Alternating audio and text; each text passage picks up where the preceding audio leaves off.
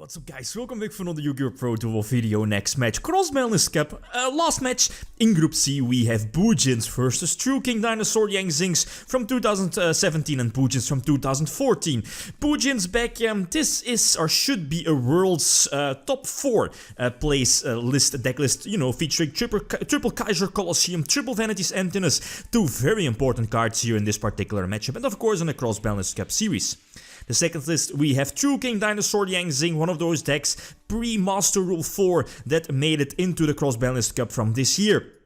The deck doesn't need an introduction, right? A super disgusting deck. Definitely one of the title candidates of this year, right? Because it's so nasty. Of course, so which deck has the advantage? And again, from previous video, well, yeah, 7%, 93 people, props to them, preferring or seeing Bujins win over True King Dinosaur Zing. Bujins should be very extremely lucky if they want to win this particular matchup, but again, well, I'm honest, I definitely would think the same, that True King Dinosaur Zing's really does have the advantage over Bujins. Then again, you know, as we saw, Bujins do have access to, well, currently banned, being Kaiser Colosseum, same for Emptiness. Then again, both of those quote-unquote floodgates aren't really searchable, so that's really a problem for Bujins. And let alone the quote-unquote consistency between both these decks, Bujins need that opening of Yamato, otherwise the deck is, well, it's hard to win for that particular deck, especially against a faster deck, right?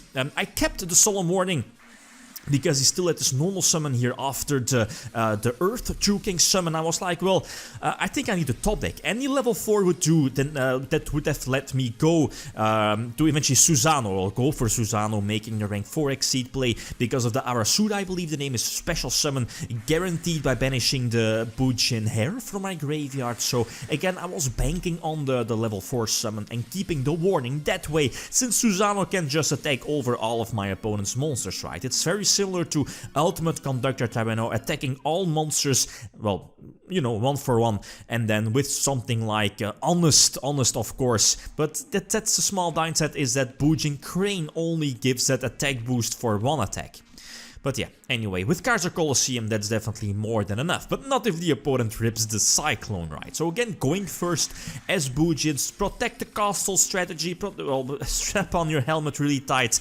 You would definitely want to go first, and again the Cyclone on that only 1 set, and this, well, I'm so far behind. A couple of comeback plays I might have here is, well, Veiler, you can't really, well, it's not really a comeback play, but I opt to use it to force out that one of Dolka Negate already. This way I could potentially force out another Dolka Negate during my turn if I survive, and then make a comeback play here with Bujin Carnation. But I think, does he have enough damage on board? No he doesn't. I'm going to survive with a couple of life points indeed, but as you know, I think he searched out 9 pillars earlier, and yeah, I don't have a second copy of Bujin Carnation, and it's game over, right? Susano will eventually special summon the level 1 Chirin, I believe the name is, and just another copy of Swani,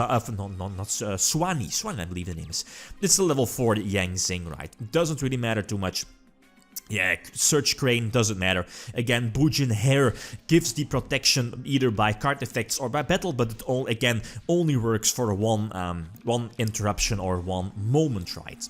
So game number 3, this is an okay opening hand. The Phoenix Chain on the Oviraptor, and well, flip over Vanity's Emptiness and kind of hope for the best. If he had the Galaxy Cyclone, he probably would have used it already, I guess, with only 1 set remaining, so I think I was good here with the Vanity's Emptiness, flipping phase over on the Earth True King, and of course preventing my opponent from special summoning, and of course special summoning the dinosaurs, right, with the small baby Cerosaurus. And now I don't think I have to fear any back row, so I can just freely go for the beatdown. Again, protect the castle, protect the castle strategy. So That's it, I guess, but one of the few opportunities when Bujins can actually win a duel, right? So game number 4, again, I go second, and that's a problem, especially if the opponent is able to open with you know, OV-Raptor, etc. In the previous duels, he also, at least he always had the miscellaneous source as well for some nice protection, but this opening, so disgusting. He definitely could have gone for Lagia as well to prevent board disruption, or what? Well, I don't think Bujins run like Raigeki or Darko, or this particular build that doesn't run that, so going for Dolka is definitely good as well. Backed up with Ultimate Conductor Tyranno is too much. I had the Bujin Susano or Exceed play ready to again surcharge, let's say Crane or whatever, to attack over all of his monsters, and using the Crane for the Conductor, of course. But yeah, Conductor still had the effect, and this should be more than enough to attack for the game. So yeah, what can I do? But I think we have a well-deserved winner here with, again, Dinosaur's True King, Dinosaur Yang Zings, taking it over Bujins, right? So yeah, what can I do? Bujins, it's no match for True King Dinosaur Yang Zing. Again, a potential winner, right? Have some extra duels ready again, because this match was far too quick, far too fast.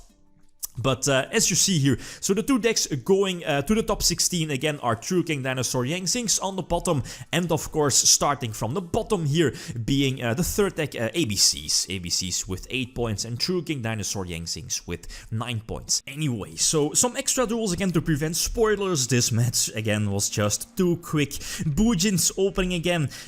This is again an okay opening again, having the Yamato, the one set, hopefully no Cyclone, having the, what's it called, Mikazuchi, you know, also the level 4 that can special summon itself as soon as, let's say, Yamato is destroyed here.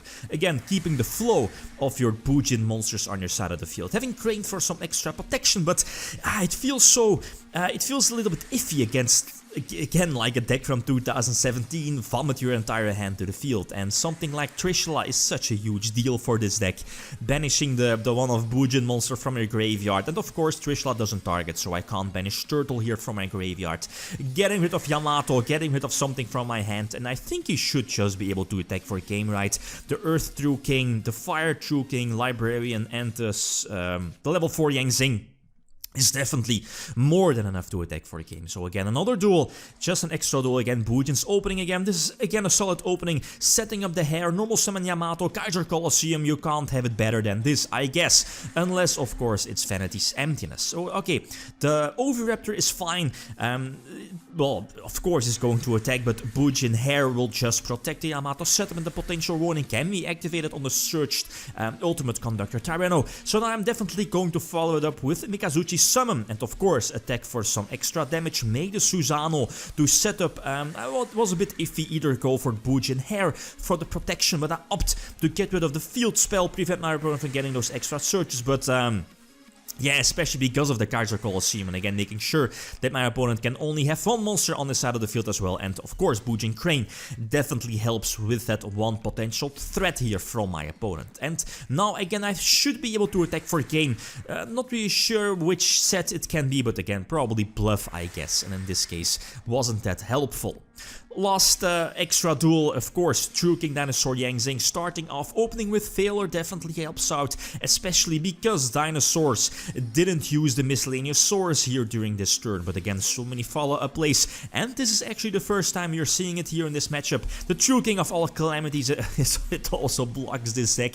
Quite hard, a hard counter for this deck, so sadly I can't attack with Yamato, and yeah, no effect during the end phase, and that's huge. Good play on his part, searching miscellaneous source, so no Finish Chain, Torrential Tribute or whatever. Well, Torrential can be used to get rid of the true King of all calamities, but well, yeah, eventually flipping over the, what is it called, the counter trap, basically a Solemn Judgment for Yang Zing's, right, sending the Torrential Tribute, negating the Torrential Tribute indeed, and eventually I think he's going to Trishula my, yeah, Trishula in my face here. Yeah, flip over the Galaxy Cyclone. Okay, that's all cool.